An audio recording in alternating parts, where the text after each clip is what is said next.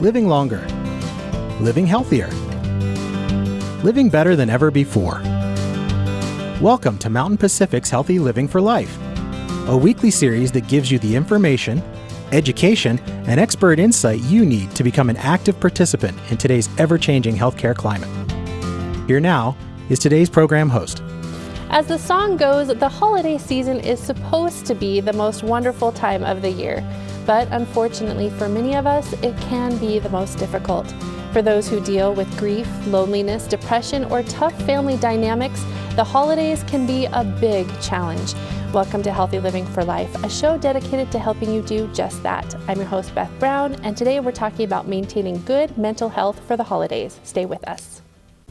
Welcome back to Healthy Living for Life. Joining us today is Dr. Megan Verlage from Frontier Psychiatry, and we sure appreciate you being here with us this morning. It's a pleasure. Thanks for having me. So, for those of us who can be with family for the holidays, sometimes it's not always good tidings and joy. So can you talk first a little bit about what is it about family relationships that can make them so complicated? Yeah, well, family is, these are people who've always been there and a lot of times always will be there. So, the stakes are higher. There's a lot of history there. There's a lot of beautiful things that can come with family, but these are people who, we don't necessarily choose them. So a lot of times there's a lot of different personalities just because, again, this isn't people who we necessarily selected. So you have a lot of different people with a lot of emotions, a lot of personalities who are all kind of in the same space. Sure. And then throw the holidays in the mix of that, and that can sometimes add to the stress and the anxiety. Yeah. Can you just speak to that a little bit? What is it about the holidays that can do that to us?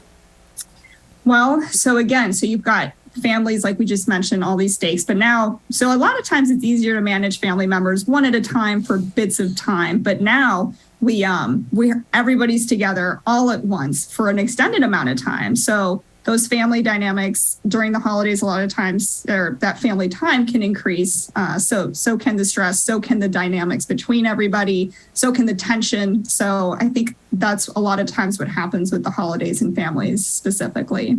So for those people who know those get-togethers are sometimes tough, should they go into it with maybe this year will be better and I'm going to have a positive attitude, or should they brace themselves? Like, what's the good strategy there that isn't going to be a letdown? Yeah, so I think trying to stay positive is a good thing, but I think adjusting expectations to have more realistic expectations is probably, a more balanced way of looking at things. So, there probably is going to be a lot of good stuff, but there probably is going to be tension, as is anything. Nothing's going to go perfectly. So hoping for the good, preparing for things that might not be ideal is probably a more, again, balanced perspective going into things. And you mentioned expectations. Do you have tips on how to kind of manage those expectations going in? Well, I think reaching to experiences from the past. So, a lot of times, again, things don't go well, and this has probably happened before. So, not only can that help us before we go into the holidays, taking time to reflect on those times and trying to bring, what worked well, what didn't work well to the upcoming holidays would probably be, a good way to prepare. I actually come from a big family. I have lots of siblings, and we try to get together as much as we can, but we're not always so great about communicating and making sure we're all on the same page. So how important is communication around the holidays, and tips that you have for good communication there? Yeah, so you know what I'm going to say. Communication is key. It's important, right? That's with any relationship. And a lot of times, just if you notice something, so if you notice that a person is kind of acting sad or in their room and not coming out, or just not acting like themselves, instead of waiting for it to, come out, whatever's going on, for things to get really pent up, kind of talking to them and being like, I noticed these differences and I just want to check in on you. Is everything okay? So kind of giving openings for that communication to happen, before, again, things get too pent up is a way to, so initiating that communication, if you notice something that you want to address is a good approach. That's good advice. So how about for that family member that many of us have that just really knows how to push our buttons, or we just butt heads with? Do we avoid that person, or what's your advice there? So, it depends on what that person is like. And, there's a lot of people who are frustrating. A lot of times people are frustrating because they're not great at communication, right? They've, got these shortcomings. So trying to keep those pathways as open as possible, is important. But also, if you know that your buttons are going to get pushed, kind of recognizing your own emotions when you feel like you're no longer having or in control of what you're saying because those emotions, again, are really ramped up, and then removing yourself from the situation before you say something that you regret. So again, the end of the day is you want to feel emotions, but you want to be in control of what's going on and what you say and what happens. What about for those families where it's not just quirky or, something you kind of have to put up with? There is truly dysfunction happening there. Do you have advice about how to handle those kind of situations? Well, being in a dysfunctional family means that it's weighed on you a lot, and it's been difficult and for you to manage. If you do ultimately decide that you want to spend time with them, just remembering who you are, remembering your values, keeping true to that, even with all the chaos that's going on. But also, if you are not in a good place where you don't have the bandwidth to manage that, it's okay to, just tell them that, I'll be there next holiday or in the future, and kind of remove yourself from that. That's also a totally viable option. It just depends on where you're at and what you're ready to manage. What about before or right after that family get together, either to prepare yourself or to de-stress? Do you have tips there? So, I like to talk with patients about grounding exercises. So like we talked about, when your emotions get really high, kind of recognizing that and getting back to yourself, getting back to what's going on in the moment, not letting your emotions run away with you. So that would be kind of leaning on your senses. So what do you see? What do you feel? What do you smell? And then that will just, bring you back to the present and hopefully get you in control of your emotions and what you say in those moments. So practicing that before your emotions get out of control, doing that every morning, meditating, that kind of stuff can help you prepare for when things get difficult with family. Okay, yeah. Perfect. Thank you, Dr. Verlage. We are up against a commercial break, so we're going to take a quick break here. But when we come back, we're going to talk about how to cope with some of those feelings we might feel over the holidays, like grief or loneliness. Stay with us. We'll be right back after these messages.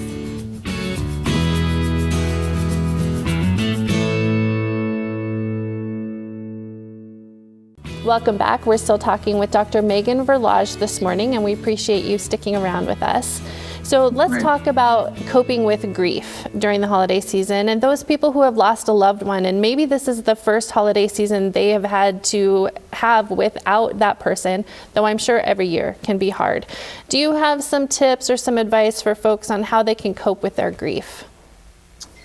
Well, I think an important first thing is to have some grace for yourself, that this is a part of the grieving process, that this is difficult for people going through grief, because like we mentioned, the holidays are a time for families. So this is going to, be a trigger for us remembering them. So again, knowing that, trying to normalize it, that reaction, if it is difficult, that's normal and that's part of grieving. So that would be the first thing to say. Okay, and I know with those family get-togethers, maybe you don't feel like going, maybe you're worried you're going to cry while you're there, and will that be awkward? What's your advice there? So again, trying to normalize crying is a normal response to grief. What I would say is, so, you know your family better, or a person will know their family best, but crying overall is, again, a normal reaction. It's when you lose control of crying, like when you are just sobbing uncontrollably and you feel, again, that you're not in control, that maybe it's a good idea to just, take a break, take a step aside, but don't feel bad about crying in public, right? So it's a balance, and it's, again, whatever you're comfortable with. But in general, I think as a culture, we need to move towards that feeling emotions is a good thing, and crying is absolutely okay. Okay, good. Thank you for that. So let's talk about family traditions. And if someone has a family tradition with that person who has passed away, should they try to still do it this year? Is that, if they think it's too tough, what's your advice there? So I think, I think it's for the person to kind of feel out and do what feels right. So, a lot, still participating in these traditions can be a really lovely way of, honoring that person's memory and their spirit. Or it can be a little too much to handle, and you're just not there yet. So I think it's totally dependent, and really trust your instinct on what to do. Okay. So we sort of lump all these words together: grief, sadness, depression. At what point is it not healthy, the way that we're expressing or dealing with those emotions? Yeah. So, if you ever notice that it's getting in your way of functioning day to day, in terms of you're not taking care of your hygiene, you're not able to get out of bed. And even if it gets to the point that you think about not wanting to be alive, or, if there are dangerous thoughts about wanting to hurt or kill yourself, that's where you definitely need to, seek professional help to make sure that you're getting the treatment that you need, and we can have those safeguards in place that we need. Yeah, for sure. And is this all tied into the holiday blues? I know we've heard that term before. What exactly are the holiday blues? What does that mean? Yeah, and it kind of a theme underlying what we've been discussing. During these times, there's tradition, there's family. So if we've lost people, it's just a time that it's going to be difficult for anyone. But again, when it goes from holiday blues into depression, that's where we really need to make sure that people are getting the necessary treatment. Are there some typical triggers that might happen that would make someone go into depression or feel depressed? Again, the holidays can be a trigger, but really anything can be a trigger. Sometimes depression comes out of nowhere, and sometimes it does have triggers. Things that are difficult, losses, social stressors, difficulties, can kind of make us, get pushed into depression. But again, like I mentioned, it can come out of the blue. So it's just kind of noticing when we start to really struggle with day-to-day functioning that we need to be able to reach out for help if we need. And so what can someone do to take care of themselves? You mentioned getting help, but are there other things that people can do? And then if they need help at that point, reach out? Yeah. So, I know that this is in the media a lot, but it is so important is just self-care. So, being able to do things that you find relaxing, and that's different for every person. So some people like long baths, some people need exercise to feel good, which, we have so many studies that is helpful. But, whatever things making sure that you make time for yourself, to take care of yourself, to reflect on yourself, and a lot of times need to give to other people so much of ourselves, but we really need to take time to take care of ourselves. Yeah, for sure. What about friends and family who either know they have a loved one who gets depressed over the holidays, or they see behavior that's concerning? How can friends and family reach out and help? Yeah, and like I mentioned at the beginning, if you see behaviors that make you worried about them, don't be shy. Maybe they're fine, and that's okay. It's not going to hurt anybody to just say, "Hey, I noticed," and try to be, specific. I see that you're, not leaving the room. I see that, are crying a lot. Whatever it is, tell them, "I see this. Is everything okay? What can I do?" So we go back to tie in communication. That's really where, again, we can help ourselves, but also try to help people who we care about. Okay. We're almost out of time. Again, any final thoughts you'd like to leave us with on grief or depression over the holidays? Yeah, just the idea that as it is difficult, there's no right or wrong way to do it, but trying to really, do things to honor a person's spirit and their memory, and whatever way that is meaningful for you, I think is something that we can do during the time that might be difficult. Okay, thank you very much. That's good advice. All right, we do need to pause here for another quick break, but when we come back, we're going to talk about some of the other mental health issues that might worsen over the holidays, and we'll talk about some coping skills that people can use so that they can make it through this season. We'll be right back after these messages to talk about all of that and more. Stay with us.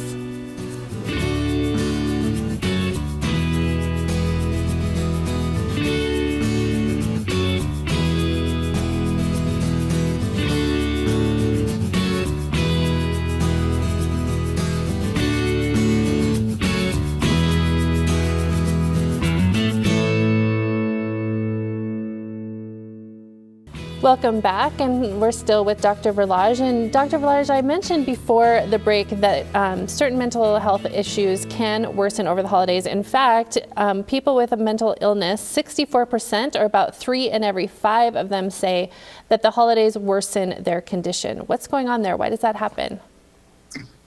Well, a lot of the stuff that we've been talking about, the family dynamics, grieving lost ones who aren't there during the holidays, but also a loss of routine. Suddenly you're not going to your 9 to 5, your weekends. And so, this kind of upheaval of what you're, expecting, your body and your mind are expecting, can also kind of make things difficult. Yeah, that makes sense. So are there certain mental illnesses or mental health conditions that are more susceptible to those holiday triggers? So generally speaking, depression, anxiety are susceptible during this because of all the reasons we've talked about.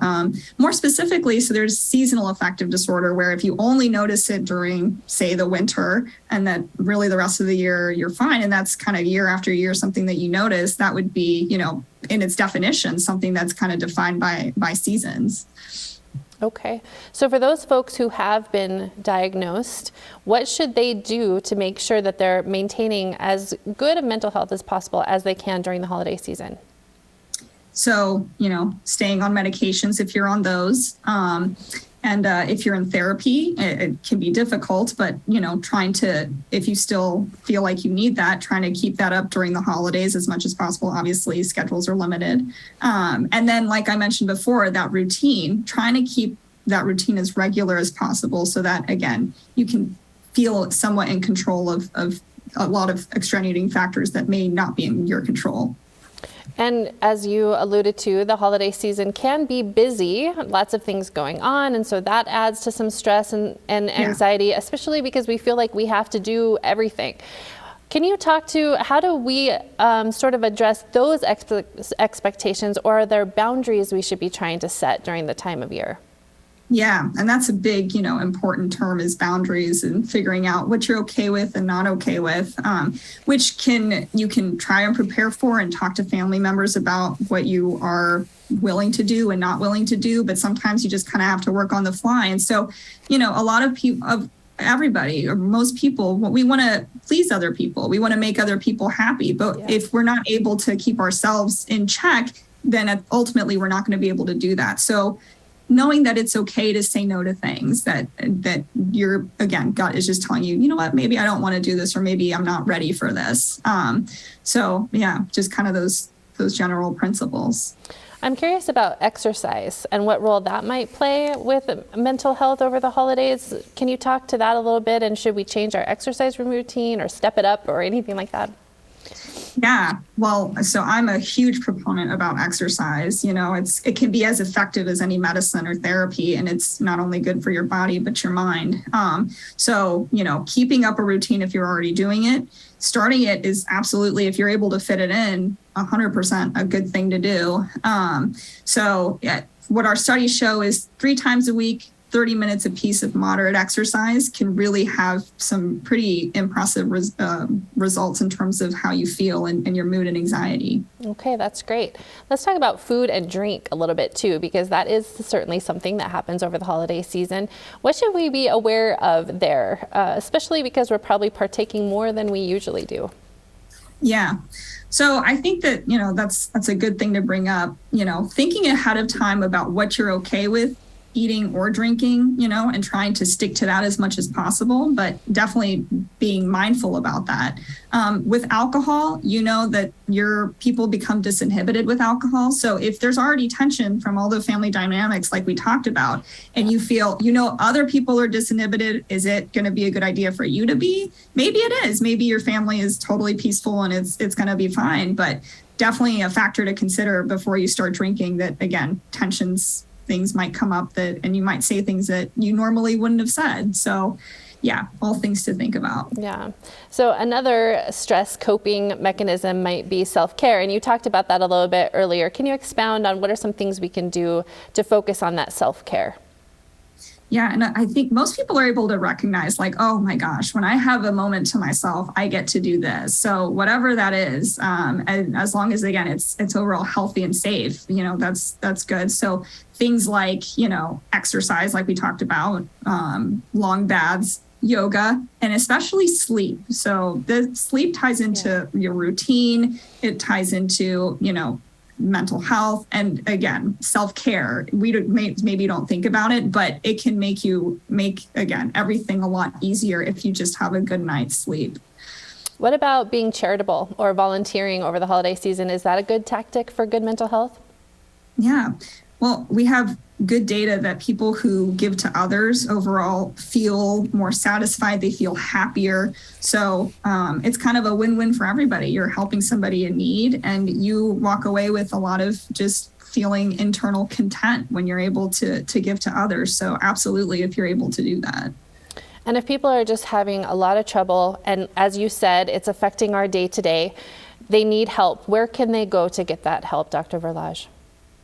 So there's a lot of resources available. Obviously, at Frontier Psychiatry, we have, people who can, psychiatrists who can help, get you connected with therapists. We can start you on medications.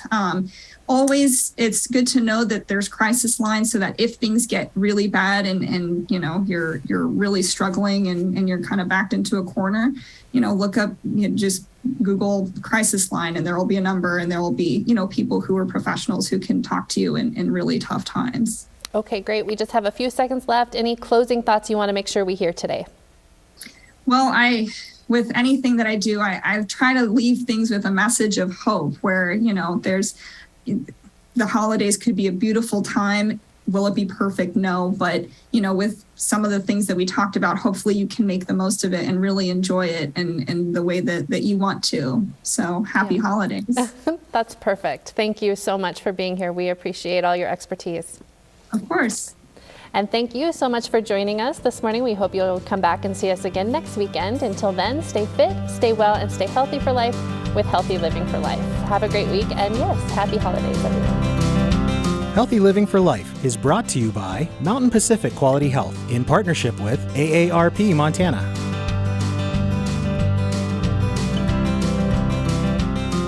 We'd love to hear from you. If you have suggestions for future programs, visit our website at mpqhf.org or call us at 406-443-4020. You can also catch us on YouTube by visiting our website and clicking on the Healthy Living for Life logo.